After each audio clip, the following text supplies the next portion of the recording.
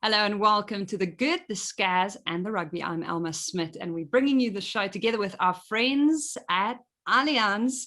It's a big week, only hours away. We can literally now count the hours to the Six Nations final between the Red Roses and France.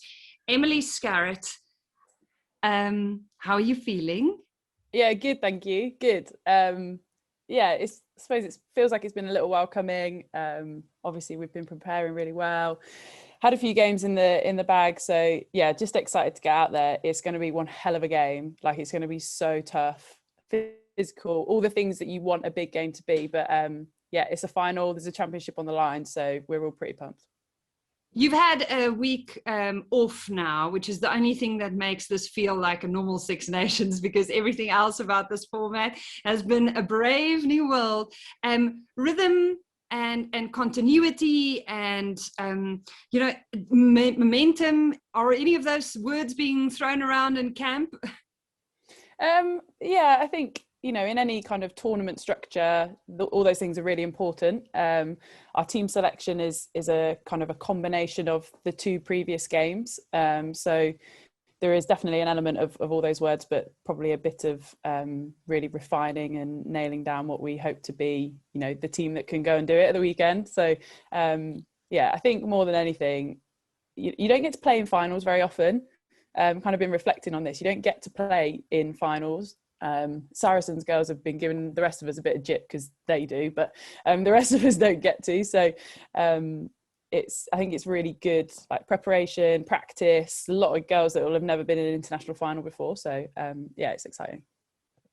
How impressive was that French performance? 56-15 over Ireland. Ooh. Yeah, I don't think many of us were expecting that. Probably including the Irish. I think they'll be frustrated with that scoreline, especially. It doesn't necessarily reflect the game in its entirety, naturally, as it often doesn't, but yeah, they're impressive. They're French. They can play some rugby, so that wasn't a surprise to us. But yeah, that's why I hope it's going to be an awesome game. It's going to be a proper clash of the Titans. Okay, well, James just received what looked like a sandwich. Is that what came through the door there? Look, it was so professional. Retired life, that is. Retired life. My wife said, she goes, do you want a sandwich? And I was like, yeah, I'll have a sandwich. And she's created some unbelievable panini, chicken, American cheese and tomato. I promise not to try and eat it while I'm talking. Look, I'm back. This is my second week now back. And before we get on to Shannon, who obviously is the star of the show, along with Emily, there is a giant, massive elephant in the room that not everybody knows about, which is like, when we say we're lucky to have you, Elma, what the hell has happened to you this week? Because, I mean, I don't know why I'm smiling. It's pretty horrific. Do you want to share with everyone what happened, if you're comfortable? I am comfortable. I'm feeling a little hot because I'm really also very grateful and excited to be here. I think more so than most weeks, because I sadly on Saturday I took a small crew to Kailicha, which is a township in Cape Town, to go profile Babal Walacha, a Springbok women's rugby player who is an absolute superstar. She's a prop, but she also does amazing work in her community, trying to get sanitary products to girls who literally need to choose between whether they can eat or have dignity this week. And she coaches kids, and I mean, she's come from such a tough background. She's had to fight for every inch. She has a law degree, and she's putting her body on the line for her country. So we were so excited about going to do this interview, and we were there bright and early, first thing in the morning, to try and safeguard ourselves, because it is one of the most dangerous neighborhoods in South Africa. But sadly, we became part of the crime statistics, and some guys rocked up with firearms and knives and told us to hand over our camera equipment, which is obviously traumatic to experience. But what frustrated me was that when we went to the police station to report and give our statements, they asked us, we walked out once we were done after about 3 hours. We walked to our cars and they came running and they said, whoa, where are you going? And we said, well, home. and they said, okay, can we please escort you out? Can we drive with you so that we are sure you are out and onto the highway and nothing happens to you from here? And I still said to them, and Babalwa and her father was with us, and her parents were eyewitnesses to this because it happened right outside her house. And I said, you should be looking after Babalwa and her folks, because if it was safe for them, it would have been safe for us. And that's one of the things that broke my heart, is the fact that I could leave and she is still there. And she tweeted so beautifully about the fact that an experience like this just reinforces her determination and her commitment to fight her way out of her circumstances. So I'm happy to be here unscathed. We came home with less luggage, but we all have our health and our safety to be grateful for. It puts things into perspective, I think. And the reason I asked you purely because I think it's important. We're all fighting our own battles and doing our own things. And then sometimes for some people, it's a case of life or death. It's a case of a sanitary product or a meal. It's a case of different things. And obviously, you know, the most dangerous thing I happened is my wife may have burnt a sandwich. You know, you're dealing with life and death stuff. So thanks so much for turning up and doing it. It's incredible. I mean, are you okay? Are you feeling okay? Are you still in shock? Or I am going to go for counselling. I unfortunately know many people who have had their own first-hand experiences, and so many of them have reached out from far and wide to kind of share their own anecdotal kind of reactions and what they went through. And so the uniform message has been, even if you feel fine, which I do, go speak to someone, because these things tend to pop up later on in life. And I mean, I guess we can all crack the emotional hood sometimes and go take a look at what's under there and deal with it head on rather than let it catch up with us. Did you think you were going to die genuinely in a situation like that? I was really worried that they were going to harm the guys. I was making myself really small, and I was sitting with Babalwa, and I didn't make eye contact with anyone, but one of the cameramen was my husband, and I just kept on thinking, please don't harm them, because my husband's a big guy, and these guys were not physically imposing, and I was really worried that they would feel intimidated or freaked out, because the message is always just hand over everything, make yourself small, be as non-threatening as you can. So that's the thing that I was. In that moment that I was most scared of. He says obviously that he was worried that they were going to take me, because being a blonde woman in that environment, you tend to stand out. But on that cheerful note, let's take a great big leap into an entirely different story, but one a lot more inspiring even so.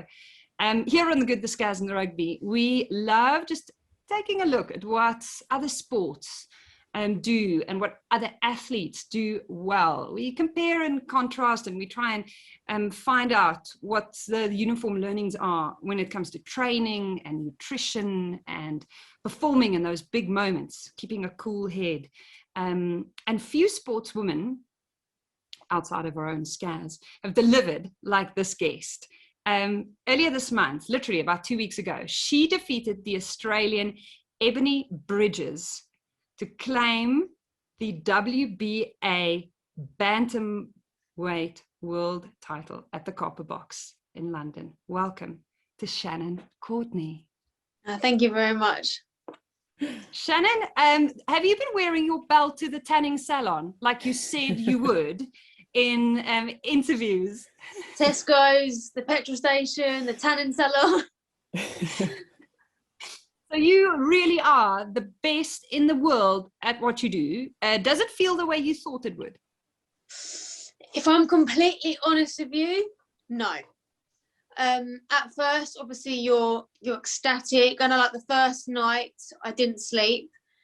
Then I slept on the second night, and when I woke up in the morning, I ran into my living room to touch the belt to make sure that it was real life and it wasn't a dream.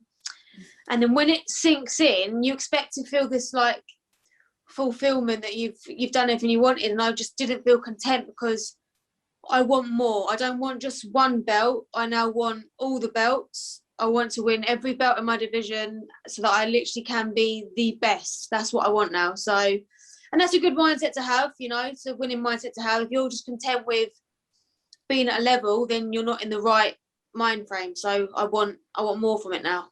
Have you given yourself like a big enough pat on the back though? Because the reason you are so successful, and most athletes' kind of recipe for success is they're not fulfilled. They want to move on to the next thing. And obviously I've never been the best at anything in my life, like you know, most of the people on this show. But the things I did achieve, I didn't always reflect on them. Have you, before you go on to the next thing, have you really made sure that you've gone, do you know what, I've done something special here? Because before you know it, you'll be on to the next thing, you'll be defending it, and this moment will have passed. Yeah, like my coach actually texted me a couple of days afterwards saying, slow down, breathe, and understand what you've done. So I think I have to kind of appreciate what I have done and kind of be proud of myself, and I am proud of myself for that. But there's no room for error. I've watched the fight back 3 times and I've written down pages and pages of mistakes that I've made that I need to better myself on. The fight was only, 9 days ago, and I've already trained 6 times since. So I know I'm meant to take like a couple of weeks off doing nothing, but how can I rest when I know I need to be better? So plus I like my food, and if I rest I'm going to be massive. So I want to be able to train so I can kind of enjoy my food for a lot of bit, because it's not often I get to sit and eat a bit of chocolate, so I've made sure that I've eaten a lot. Do you balloon quite quickly after a fight if you're not careful? Yeah. I am literally the female Ricky Hatton. Oh, I really? will get big if I can. But I think it's because when I'm in camp, I'm so strict, it's beyond a joke. Like, I won't do anything I'm not allowed. So when my body does get a hint of sugar or something that I don't have for ages, it just holds on to it as much as it can, because it knows it's not going to get it for a long time. Like, I don't really eat meat when I'm in camp. I don't really eat dairy. I won't eat sugar. I'm so strict with what I do. Do you struggle to make the weight out of interest? Do you, like, you know, or do you? Is it okay? It's pretty easy, because you know you see all these traumatic things where people have to go through horrific and they don't understand nutrition. It sounds like you've got a really good kind of grasp of it, which I was interested in, because it seems like, and obviously I've only had a limited experience in kind of the fighting world, is that a lot of people have to be self-reliant and have to kind of do it. Whereas I was part of a team, we had a team nutritionist. You have to make those decisions, and if you don't know, you have to go and find someone. You know, have you always been like that, or has it been pretty easy? So I don't have meal preps like a lot of boxers do. I do all my food myself, because I don't really trust. I'd rather trust my own self. I know my body better than anybody knows my body. It's all okay, everyone having these meal preps, but everyone's body reacts differently to different food. So I know in my amateur days when I was a boxer, I used to try and like a typical woman with not much knowledge of it, I used to pretty much avoid carbohydrates, thinking carbohydrates would make me overweight. And then I actually got a degree in food, nutrition and science. And I was like, right, actually, carbs is what's fueling me. And when you start to understand that your body is kind of like an engine, you wouldn't put diesel in a petrol. So you understand why you're fueling your body, what you're fueling, it makes it a hell of a lot easier. But you've also got to take, blame for it as well. If your weight's not right, you can't blame it on this and that. It's your fault. Acknowledge, like, I've done it before where I've come in camp and my coach has said, right, get on the scales, and I'm weighing 2 kilos more than what I am. And to you lot, you're thinking 4 pounds is not a lot. It is a lot when you've got to weigh in at 118 pounds. It's a lot. And I would sit there before and I would try and make excuses, but there's no excuses for it. Take the blame and say, right, I'm gonna do better. So I take full responsibility of my diet and my weight and the training. And for this fight, I actually came in a pound light. So that shows how well I can make the weight, and I don't mess around with it. I make sure that everything's on point. There's so many things that, like, when you talk to other sports people, that you can relate to and are similar but different. And I'll be honest, this is not relatable. We play rugby, and I think obviously we're good with our nutrition, but if we're a kilo up, a kilo down, things like that, they just don't make a difference. Actually, if anything, we're probably trying to be heavier, especially in the forwards. They're probably trying to become heavier, be able to use that mass, and all that sort of stuff, greater momentum, that sort of stuff. But I do find it fascinating. It's definitely a world I would really struggle in. I think I would really. I'm always intrigued as well, because talking to my wife, trains people online. She's currently training 800 women online. She does it every 8 weeks, with a business partner, and they do everything, and it's real science based. And it's interesting because it's fair to say that a lot of women have bad relationships with food. It's you talk to most women, there's some sort of diet, some sort of pressure, societal pressure to do this and to do that. And it's interesting that when you see female athletes, whether because I know look at the stuff, you weren't always spot on with your diet, pizzas and curries, and but I also think it's when women then become athletes and they have had a bad relationship with food, or they didn't understand food, and they've sort of bought into no carbs, or they've bought into other kind of sort of mad diets. Do you have to go through a real education process? Did you need to do the degree to get the understanding, or because you saw sort of friends just doing mad stuff? No, so what it is, the reason that I got my degree was because before I turned pro, when I was still an amateur boxer, my job was I was a chef. So it just came with the job to do it. And then obviously I thought I'm going to use this to my advantage and go further with it, knowing that it would enhance my career. Because I always knew that chefing wasn't what I wanted to do career-wise. I wanted to turn professional.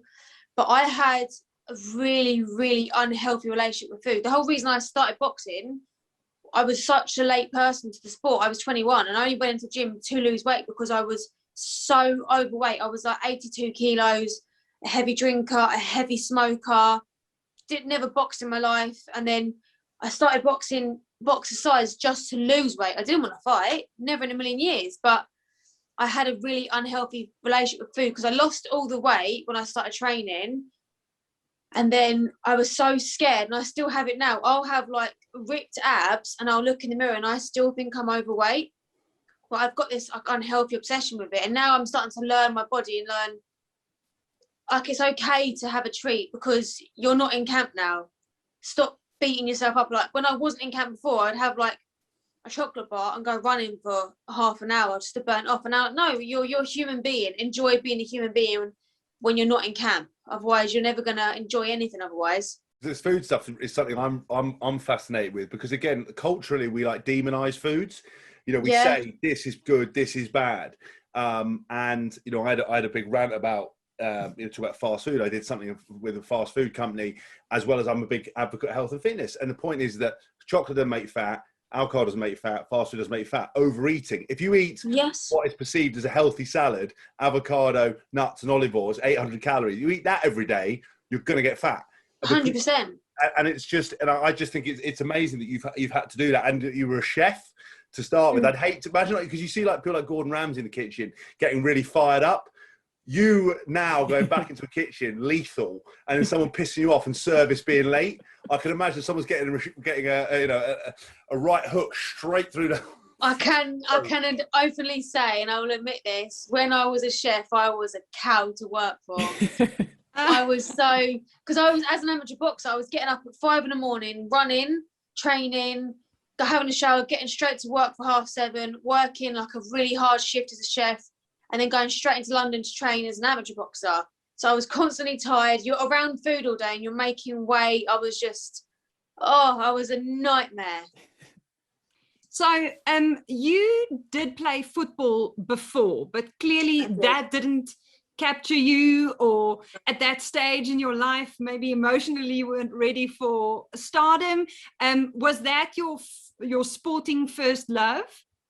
Yeah, so I played football quite a high level, actually. I played for Watford, then I got scouted for Tottenham, scouted for Arsenal, played for England in some tournaments, done really well. And then you start getting older, you start going to house parties, meeting boys, and then you start drinking. And then I got just involved in some stupid stuff, got in trouble, started knocking around with the wrong crowd, stopped doing sport, and then my life kind of started to spiral out of control a little bit. And thank God I found boxing because it saved me. Otherwise, I don't know where I'd be now. I wound up in a hospital bed 7 years ago. My kidney stopped working from the partying and the drinking and the unhealthy eating. And yeah, thank God I found boxing. Otherwise, God knows where I'd be now. The way you box makes me think that you would make a phenomenal rugby player. Did that ever was rugby even ever contending for your attention? No, people always say that I would be good at like UFC as well, or MMA, because I don't know, I'm rough and ready. I absolutely love a war. So, I don't know, maybe I might be good at rugby. The thought of someone ramming into me doesn't scare me in the slightest, to be honest. But I don't know, I'm quite little. I think I'd probably get taken out quite easy in rugby. When you said that you boxed and you obviously did the boxercise thing, which I'm never going to ever laugh at ever again. Now, you know when people say about boxercise, like, oh yeah, I do that, and you've turned out to be a world champion fighter out of it. So I will wind my neck back in on that. You obviously said that you didn't get in there to fight, but it kind of strikes me you kind of got a bit of fire about you. Were you a bit scrappy anyway? Because there's one thing going to do a contact sport. And there's another thing getting punched in the face, as I kind of discovered. Were you always a bit scrappy, or did it just come naturally when you did get involved in it? Yeah, I've got an older brother, so I've always been scrapping with him as a child. And I don't know, I didn't have like the greatest start to life. I had like a bit of a crappy childhood, so I was always like, I don't know, I could handle myself a little bit. But when I went to boxercise, there was no contact, but the coach was like, you're actually like, you can really hit, you're good at this, why don't you go to Finchley ABC? Which I was like, what? That's where Andy Joshua trains. They train Olympians. They're not going to have any interest in me. Went down there and I was so fat, like I was so overweight. And they put me in the ring to spar. And I remember the first time I got punched in the face, I just laughed. And they looked at me and I was like, oh, I like this. Like, this is a bit of me. So they said, do you know anything about boxing? And I was like, absolutely not. Like, I know nothing about it. I've known football and that's it. So they took me to the European, like the biggest European tournament, the championships, to go and watch it. And they said, maybe in 3 years, we'll enter you at 69 kilos. And I was like, okay. And then literally a year later, I won gold at 57 kilos. And no one could predict it would happen. But I beat Scotland in the finals. And it was just a mad year how quick it all happened. Would you say that being punched in the face was the moment you realised, light bulb, this is for me? Yeah, I just took to it really easy. Like, I wouldn't say I was a natural, but I think first time, it's almost like that fight or flight, isn't it? You kind of know straight away this is for you. And when I went to the gym, I stunk of fags, I was unhealthy. And the minute I left at Finchley ABC for the first time, I threw the fags in the bin and I was like, it's almost like I walked in that gym and I found my purpose. And I was like, this is what I'm meant to do. I just knew something about it. I was hooked. And I become instantly obsessed. The next morning, I got up and went running. My mum was like, what? This is not like Shannon. Like, normally, she goes out and doesn't come home for 3-4 nights. So she goes on mad partying troubles and whatever else. But no, that was it. I was hooked. And I just, from that day forward, I've never looked back. Emily, would you consider boxing? Have you boxed? Only as like a fitness thing. So obviously, like when you picked up a lower body injury or something, you do a lot of stuff like boxing just to try and stay fit, do something aerobic basically. But I think I might be a bit what word should I use? Non-agile. I think I might be a bit heavy-footed, and because of my weight, like I'm 81 kilos, I'd be against the big guns, and I don't think I'm ready for that. How tall are you? Like just shy of 6 foot. I think Yeah, I'd have a long range. 81, that's not actually that's not heavy for someone under 6 foot. That's about right. You got to think I weighed more than you and I'm 5'3". I was huge. Was that the hardest thing, sort of the adjustments, like the cardio stuff for you? Because I imagine smoking and overweight, carrying it, and then obviously I know you lost the weight and you sound like a bit like a Rocky montage. You were sort of like put the fags away, started going. But was that the rankest part? Because most people would say getting punched in the face would be the hardest thing. Was the fitness side of it the hardest thing you had to commit? Yeah, getting fit. For the first few weeks I was just puking every day. Just like puking my guts up, having to like stop. I was eating pizzas non-stop and curry, and then I was sitting there with like tuna and a salad. I was like, oh, okay. But I don't know, like I said, I've become obsessed with it that I didn't mind. And it's just boxing's not just like a sport, it's actually like it's a lifestyle, and it is a way of life now. So that's why, even though I only boxed last weekend or the weekend before, I've already been training, because you don't ever want to get out of shape or lose that base level of fitness, you know. And if I stay ready, I haven't got to get ready. Even though I know I'm not fighting for a while now, I'm gonna keep, you know, in shape. And I've asked if I can go back full time to the gym next week, and my coach was like, really? But I wanna be around it. That's why I never understood. You joked at the start, someone like Hatton or some of these fighters, I know you only peak for a period of time, but the damage you can do and how unfit you can get after a couple of weeks or 3 weeks. I mean, again, like I feel like some similarities in terms of a lot of what I did through my career was driven out of fear of getting unfit, fear of not, while I rested, other people were working, wanting to try to improve myself.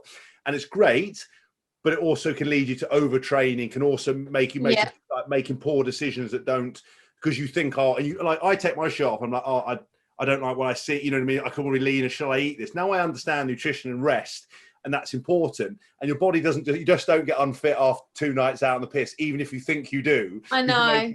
But I feel the same way. I used to train, be hungover. Go out, have a night out, wake up with fear, go and start running the next day till I was sick. Obviously, it's so dangerous. You're dehydrated. You're much more likely to strain your muscles. But because I didn't want to get unfit. And it's amazing to hear that you've sort of got that kind of that mindset. But you've got to make sure you look after yourself, because at some point when you're older and through the career, you'll need to take the rest between the fights, because you'll actually come back better than you were. And it's hard to, because we're not programmed like that. No, I know, but even like last week, I went away just for 4 days with my partner, only somewhere in England. And the first day of us being away, he kept saying, "You're right, you're right," because I was a bit quiet. And I know what it was. I felt guilty because I hadn't trained. So the next morning, I went running, came back, and I was in the best mood, and I was happy to then, you know, have a cocktail with him and have a bit of lunch, because I didn't feel guilty. And it's just my mindset. But I make sure, like, I go to N2 cryo twice a week. I have cryotherapy. I go to a guy called the Osteo and have therapy on my body. I have like osteopath, physio. So I make sure that I look after my body. But I know what you mean. You have to understand that rest is just as important as training. It's hard though to get the guilt, because like you said, like because obviously you get the endorphin releases from training. Scaz, I don't know if you're like the same, is that whether you know, if you'd miss that, it can really affect your mood. And I think it's interesting if you were in a lockdown, is that if their routine was to go to the gym, I was advocating trying to keep gyms open, but people forget that actually the act of getting out of the house and going to do something is so easy not to do it, because you're in your house. But the very fact, if you don't do it, like Chloe's the same. If she doesn't train for a day or doesn't do a kind of thing, she gets really like ratty, and she'll say, "I feel bad." And I'm the same. If I watch, I watch you fight, I watch Emily play, even if it's not my sport, I think to myself, and I'm sitting there with a beer going, I should be training. I should be doing something. And then you, because you've had a few beers, you think it's a good idea, and you're like, no, wait until the next day. And the next day you're like, oh, I probably should rest today. And that's the vicious cycle that I think most athletes go through. And you're right to stick with it. It's just, I learned early on when one of my coaches at the time took me to one side and he went, "You're doing rugby Monday, Tuesday, you're doing speed work on Wednesday, you're doing boxing and wrestling on the Thursday to help. One was a bit of conditioning, one was for tackling. You're lifting all these weights. You're meant to perform on the weekend. Nobody wins any prizes for training." And it's kind of that light bulb moment that I went, actually, do you know what? And it's different because we have to peak every week. But it's just I find it fascinating, that stuff. And it's what will keep you at the top of your game. But also at some point, it might be the tipping point that pushes you over the edge, you know. But it's also, I know that technically I'm not the most talented boxer. And I'm the first to admit that. But hard work always beats talent when talent doesn't work hard. So I make sure that I just graft. So I'll always... Like, if you look at my last fight, it was an absolute war for 10 rounds. And even in the 10th round, you know, I've lost so much blood. I've got a big cut on the side of my head, but I was still really light on my feet, where my conditioning and my fitness was just shining me through the fight in the end. So I don't ever want to lose that neither. I totally agree. I think I've definitely learnt it as I've got older. Being 31 in a like combative sport like rugby, you have to take your rest. Otherwise you literally... 70% every weekend, and you have to, like, we had the week off last week, and and it was brilliant. Like, people sprung back into training on Monday. Your body's still a bit in pieces, but actually for me, I think it's that mental kind of switch off. You don't have to think about rugby, you're not watching it, and actually it's just that reset button ahead of a really big week again. But yeah, it's healthy for you. Definitely. When you said you had a cocktail with your partner, are you a good drunk though? Because also now you become probably a qualified lethal weapon. Are you? Because I would, if Chloe was good at boxing, she's terrible on the piss. I think I'd be knocked out by now. So I want that. I'm all right. I'm not uppercutting my partner. Don't worry. Fine. I just wondered, because you said you went, I had one cocktail, and I was wondering, was that one cocktail because you were like trying to be professional, or one cocktail if you have two, someone's getting filled in? I just wanted to check that. Nah, that's just me being well behaved. Fine. If I get the flavour, oh good lord. But, when it touches your lips, it's dangerous. But you know, I love that about you, Shannon, because after you won that big match, I mean, we saw that release of, I mean, it just looked like you had this great big rush. And then in the interview afterwards, you just kept on talking about your mom. I know. And how you just want to go home to your mom and show your mom.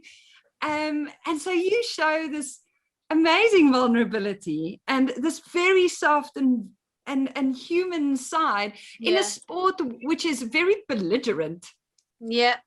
I think, like I said it on TV, I said, I know I'm a boxer, I've just won a world title and I'm meant to act hard, but I miss my mum. Like, I've been living, when I'm in camp, I'm living in a crappy little hotel room for 16 weeks, not seeing my friends and my family. So, and people forget, you know, athletes are humans, boxers are humans. Yeah, what we do is ridiculous and it's so unorthodox. We're literally fighting for people's entertainment, and it's not normal. And it's blood, and it's theatre with blood. But I am human.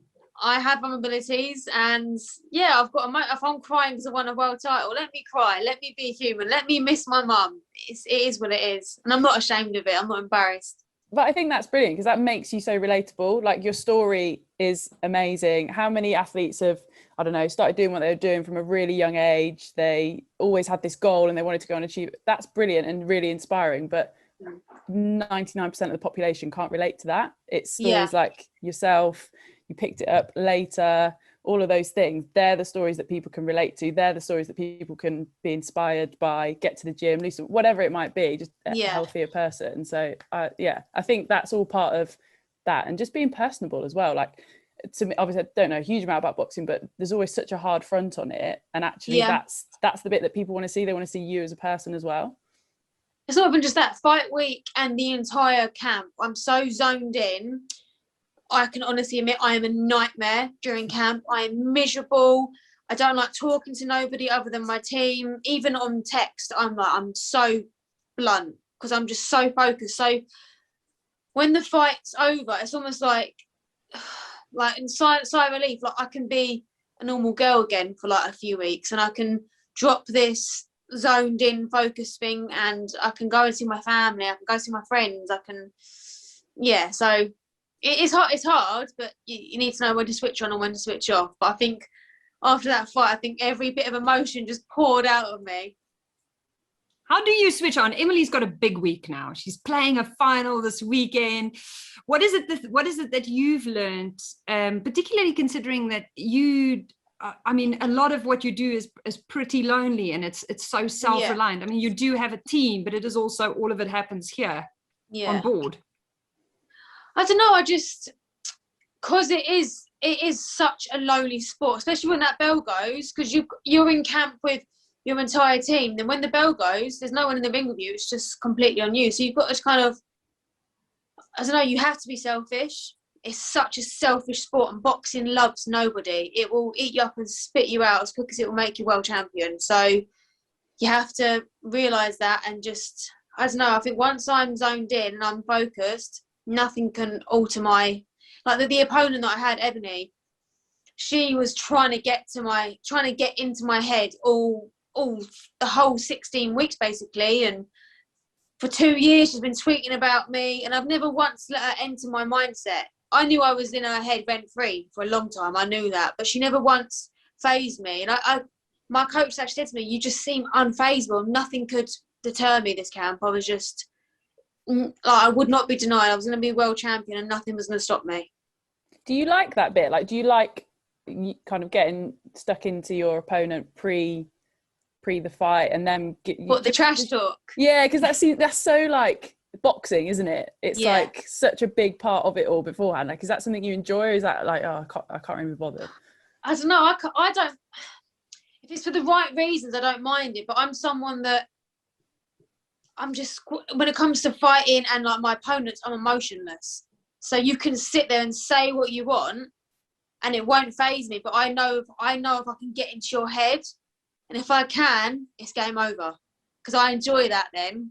But I knew I was in her head, and I knew she wasn't in mine. And even like when we had the face off, we did, I think, the gloves. We could have a thing called the gloves are off, where you sit over a table with each other and talk about basically trash talk. If you'd have put a heart rate monitor on me, it would have just been flat. I knew her heart was racing, her lips were trembling. I pay attention to every little detail. Her hands on the table, the way that she was holding her body. I'll read your body language. I was fine. I was absolutely, all week I was as calm as anything. So you just got to keep that. I've got a really good team around me that keep me so grounded, and yeah, it just keeps me in a cool, calm place, to be honest. Is that something you've learned, or have you always been like that? Oh no, I've had to learn it, because I used to be an absolute nightmare. I had to go to anger management classes a lot. I used to be an absolute nightmare. So it's something that I have learned, because if it was just 2-3 years ago, I wouldn't have been able to do a face if I would have turned the table up a lot. But I thought you were going to say that that was always like that. How it seems that you've literally gone from pizzas, overweight, like no discipline. And I was really interested by the point you said, that you realise nobody's going to fix you but you, that you have to make stuff happen, and that you have to be accountable. And then the other thing is that you would have turned the tables, bottled the lady, and now you've learned that. I mean, do you think, because you're Adam Booth's your coach, isn't it? Yeah. Yeah, because obviously I was lucky enough to meet Adam a few times when he was coaching David Hay. David and I shared the same physio. He's amazing. Is he been the kind of a real influence on it? Or have you seen psychologists? You get to see other people to help you get this mindset? Yeah, so I speak with a guy called Chris from Finchley ABC, like a mental coach, and that's helped, especially this camp, helped me massively. But Adam, like the 2 weeks leading up to the fight, he kept saying to me, forget that it's for a world title, remove that from your head. It's just a fight. Don't think of all the other bullshit that's going with it. Forget the magnitude of it. Just stay zoned in. And I knew she was going to come up with mind games. And, you know, all week in the bubble, my coach Charlie and H as well, they were just saying to me, don't entertain it. Don't entertain it. And where I think they're such good company and the energy was so good in camp, I was just happy throughout. Whereas I know, like on my second fight, I was up against someone who was never going to beat me, but I was so pent up, and even at the weigh-in, I wanted to chin her, and there was no reason for it. I was just like raring to go, and now I'm like, I actually wasted energy being like that. So I think Adam's taught me to don't waste energy on pointlessness. Don't entertain. Like, imagine there was a door in your house, and every time you open this door, someone was going to sit there and hurl abuse at you. You wouldn't open it, would you? So now I'm like, I'm not going to open myself to bad energy or something that might harm me. I'll just leave that door shut. The problem is, every door in my house that happens, it's my wife. So James, I'd love to know, you are the one person here who can compare, because you did cage fighting and you played international rugby. Is it harder because you're in that cage on your own and you just don't have that team backing you up, or is there something incredibly liberating about that solo effort? I think it's both. For the limited experience I have, I never got to end up putting the end result out there. But I'm sparring 3 days a week in the cage for 6 months, and then sparring every day, doing doing wrestling and jiu-jitsu. And the one thing I found, and the reason I wanted to get into it was, we're part of a team. Emily and I, we were part of a team. You have 14 other people on the field. You have lots of people around you. We're part of a team sport where, more often than not, you're told where to be, what to do, what to eat, and everything is supplied for you.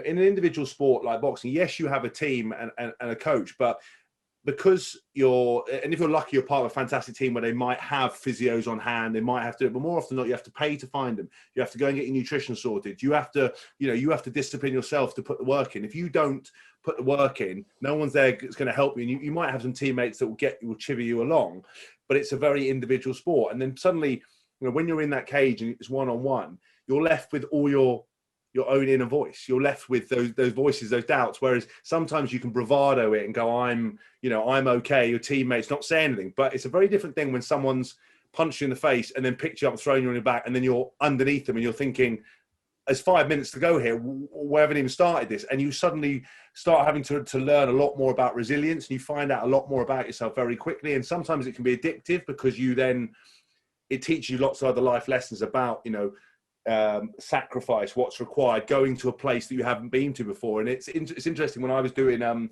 fitness a lot of the time, and it's carried on since the lockdown has meant that we haven't been training, is that I was doing fitness and it was so on a Versa climber or watt bike, and I was close my eyes, and the trainer would kind of hit me on the back, and he said, in a fight, you can't close your eyes. You can't close your eyes. You can't do your conditioning. You see people going like this. You can't. You've got to be focused. You've got to go. And it's comfortable with being uncomfortable. And I'm fascinated by someone like, Shannon, who's kind of become that world champion stuff. And you can see it comes off in waves in terms of discipline, the determination, the kind of the mindset you have to have. And I think there is something very powerful about succeeding as an individual, because yes, the team puts you in there.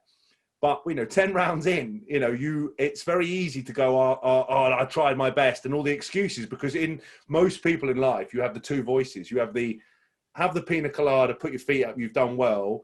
Have the, if you don't do this, you're going to get fat, you're going to fail. This opponent doesn't want it more than you, do they? And you have to balance that. And as a fighter, those voices become louder, and it's very easy. And you see people physically in fights give in to that voice and go, I've done enough this time, I'm okay. And then when someone will come along and take you out, like you said, boxing will spit you out, because there's somebody that'll be more hungry than you when you put your, and that's the weird thing, because it can change your life, as it has done for you, I think.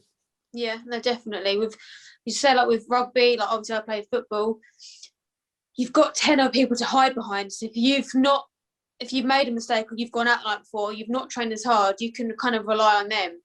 Whereas with boxing, once that bell goes, that's where your true character comes out, and it's shown. Like, you can't hide, and you're going to know whether someone has trained or not, because there's no hiding in a boxing ring. So you've got to take accountability, and all the hard work is shown. The fight is won in the gym. It's not won on fight night. It's whether you've done that hard graft leading up to it or not. Fight night's just it's the fun bit. It's the weeks and weeks and training, the sacrifices, the not eating, everything. That's what wins you the fight. Do you relate to that, Emily? Yeah, I think the thing that fascinates me about an individual sport, and like I used to play a few when I was young, but to no level at all, is that like accountability. You succeed, it's all you essentially fail, and it's predominantly all you. And I think that kind of intrigues me, but obviously having been part of a team sport for such a long time, at the same time, if you succeed, you succeed together, and if you fail, you fail together. So I think there's real kind of pros and cons in each. But I think that individual nature, I imagine that actually succeeding when it has been all you, and you have fought those voices, and you have taken accountability of your nutrition, as you said earlier, if it's your fault if you don't make weight, essentially. I think that must be a much greater self-achievement in many ways. And I don't know, because I've not done it, but I just thinking about it, it is very, very different. Shannon, we've been talking about women's rugby and how this Six Nations tournament, it's the first time that it's kind of standing on its own. It's not overlapping with the men's schedule. And there was this battle within the wall in the lead up to your fight with Ebony, around her weighing in full-on lingerie. And I know you don't like talking about this, but was there a bit of an ideological battle for the soul of women's boxing, or the representation of women in boxing that you were that you also felt you were fighting for? And that's something that I think happens in women's sports often, is that you have a very clear message. You keep saying, I want women's boxing to be known for the boxing. Yeah, like I get quite often tarnished with this this bad brush off, because I like to think that when I'm not training, I'm a normal girl. Like, I have my hair and makeup done, I go out with my girls and I'm wearing nice dresses and heels, and I separate that from my job. When I'm in the gym, that's it, no makeup, hair up, gym leggings, you know, I don't care if I cut eyebrow or split lip, I don't care, I separate the two. But I still get people like, oh, she's not taking the sport seriously, she's posted a picture of herself in a dress on Instagram. And I'm like, no, I might be an athlete, but I actually am a girl. Let me have both lives. I don't mix the two up. I have two very separate lives. So when she started banging on about how, like, she was going to wear this lingerie and I should be wearing lingerie to the weigh-in to get more people to tune in, I was like, but that, in my opinion, that's disrespectful to the sport. And we're screaming that we want women to be considered, you know, same pay as men, and we want to be taken seriously, the same as the men boxing is. Yeah, so let's just keep it like a professional manner. Me wearing lingerie is going to get the sport and my fight talked about for the wrong reasons, and it's going to have the wrong viewers. They're going to tune in because they want to see what I look like, not how I fight.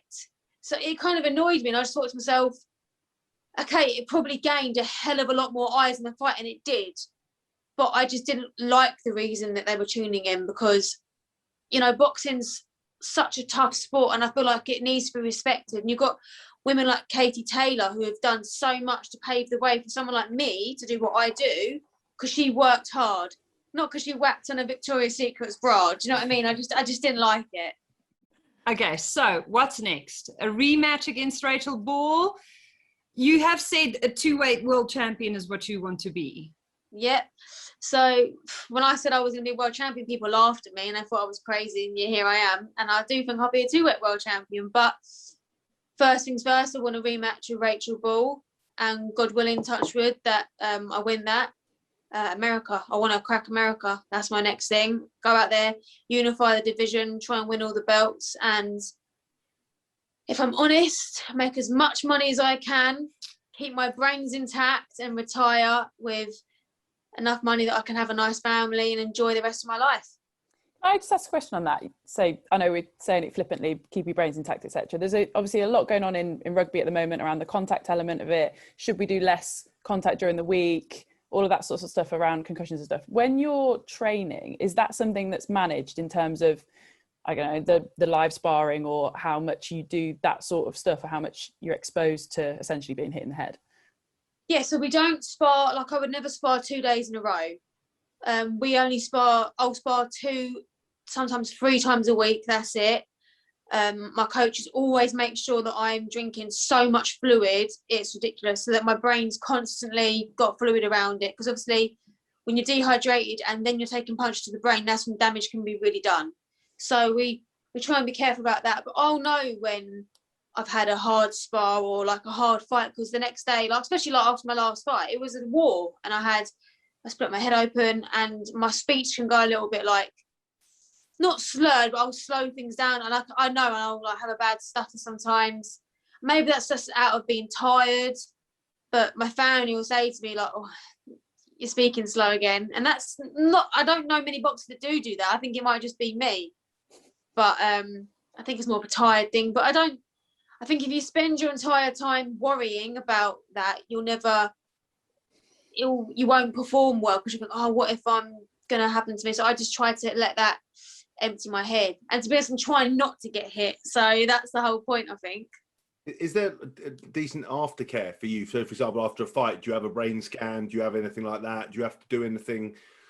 No. So you have to have a medical once a year. So you have to have a brain scan in that, your eyes tested, all your bloods, everything's done. So that's once a year, has a medical, but there's nothing. Obviously, straight after a fight, the doctor checks you over. You know, they ask you questions, they check your eyes, make sure everything's okay. But like this time, I spent longer with the doctor because I had to have my head stitched back together. But there's nothing really that they I'd never come out of a fight and been needed aftercare, to be honest. Like I said, when my speech slows down, I think that's more tired rather than the impact on my head. Did it happen before you started boxing? Because that'll give you a clue. If you were tired, you were stuttering before. So I'm not a doctor, but if that happened before, then you're fine. My speech has always been bad, to be honest. Fine, all right. Well, then that's okay. Maybe after 50 pizzas, 40 fags, 2 bottles of vodka. I think that's more the Malibu than anything. Yeah, fine. The Malibu will make you slow. Yeah, I just wondered if that was the case. I mean, like you said, you don't worry about it because do you notice since you've been involved in the sport that people are more concerned about this kind of stuff, or is it because when I was my gym, it was sort of a bit like, oh, you've been banged in the head. You're like, you're right. You're like, yeah, and just carry on. Where it was a bit of a sort of. I never get asked, am I right? I get back in there. That's what I get. So fine.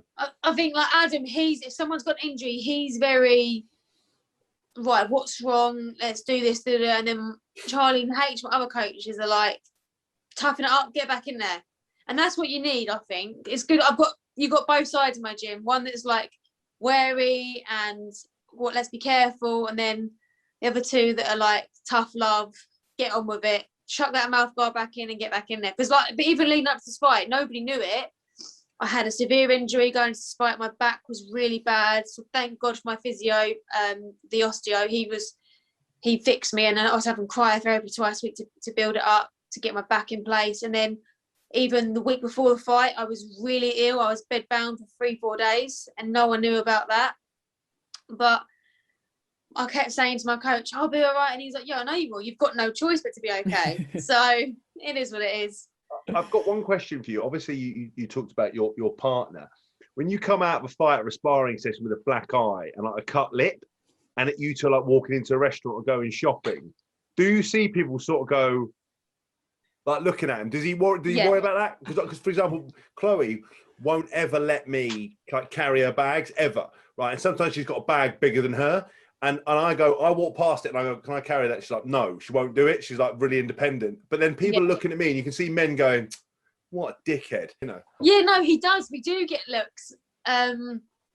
So like we went into London for lunch on the Monday after the fight. So when I saw, because I didn't see him all week, I didn't see him till the Sunday.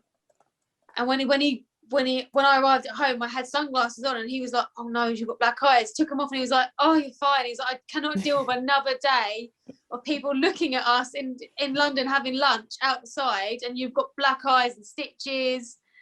So, but when I've had black eyes, you can see people almost look, and he's like, "Oh God." And then you're going all dressed up, going, "I'm boxer," and everyone's like, "Yeah." Yeah. If people don't know me, they don't believe me, and I'm like, "No, I swear, I really am a fighter." Yeah, we're all boxers. Yeah, come on. You know what I mean? I love that. Wow. Well, this has been so interesting and enlightening. Thank you, Shannon. Thank you for having me.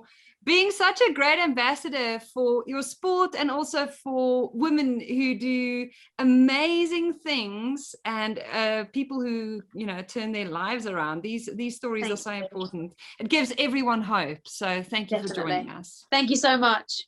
Thank you. That's it for the good, the Scaz and the rugby together with our friends at Allianz for this week. Thank you to Emily. Thank you to James and of course to Shannon. Don't forget to check out this week's The Good, the Bad and the Rugby, where James, Alex and Mike, they play a selector and they put together a 36-man British and Irish Lions squad ahead of that tour to South Africa later this summer. So go listen to that or watch it on YouTube. Good luck to Emily and the Red Roses this Saturday afternoon. The build-up starts at 2:30. Kickoff is at 3. You can watch it on BBC 2 or listen along on BBC 5 Live. There are 3 Women's Six Nations fixtures on Saturday. You are absolutely spoilt this weekend. Make the most of it. Good luck to the Red Roses. We'll be back with more of this 7 days from now. Goodbye.